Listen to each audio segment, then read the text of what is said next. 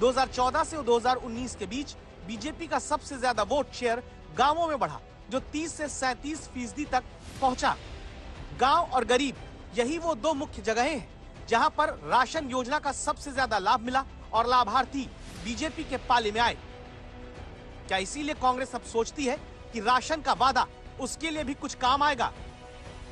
हमारी लड़ाई गरीबों के ओर से है, जिनको खाने के लिए एक वक्त का खाना भी नहीं मिलता, जिनको नौकरी नहीं मिलती और जो लोग एम्प्लॉयमेंट के लिए तरसते हैं। आपको ध्यान होगा कांग्रेस पार्टी के अलग अलग नेता बहुत हमलावर रहे हैं सरकार पर कि गरीबों को राशन देते हैं अगर आप, तो आप उन्हें आत्मनिर्भर नहीं बनाते हैं। अब ऐसे में सवाल ये उठ रहा है कि जो 5 किलो राशन आत्मनिर्भर बनने के रास्ते में सबसे बड़ा अवरोध था, 10 किलो राशन से कौन सा फॉर्मूला सेट हो जाएगा?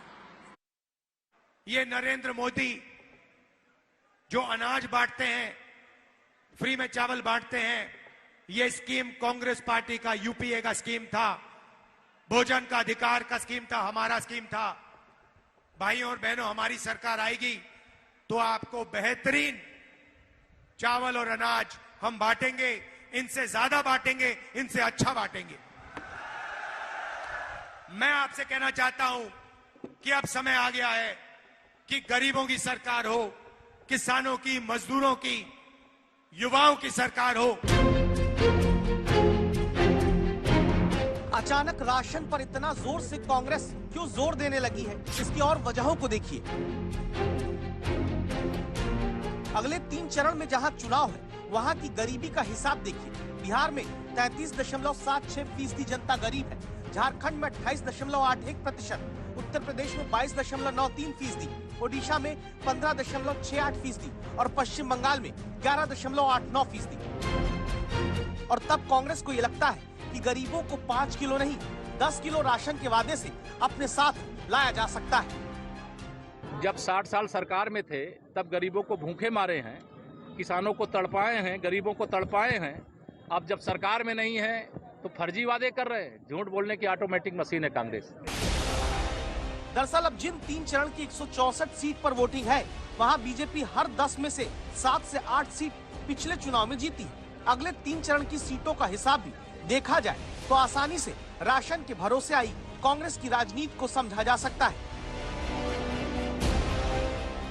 आखिरी 3 चरण में बीजेपी ने 97 सीटें जीती हैं, एनडीए 118, कांग्रेस केवल 9 सीट पर जीत पाई थी, यूपीए 10 सीट पर, अन्य के खाते में 36 सीट पिछली बार गई थी।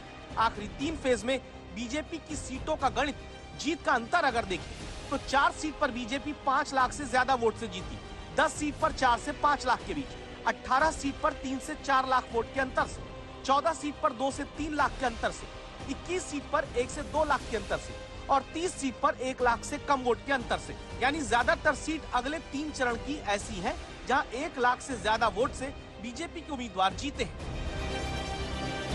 और तब आखिरी 3 चरण में सिर्फ 9 सीट पिछली बार पाने वाली कांग्रेस के लिए करो या मरो की स्थिति है, जहां प्रधानमंत्री ये तक दावा कर चुके हैं इस बार उत्तर प्रदेश में कांग्रेस का खाता तक नहीं खुलने वाला है। उत्तर प्रदेश तो खैर हमें भरपूर आशीर्वाद देगा ही देगा, कोई कमी नहीं रहने देगा। कांग्रेस का खाता भी नहीं खुलेगा।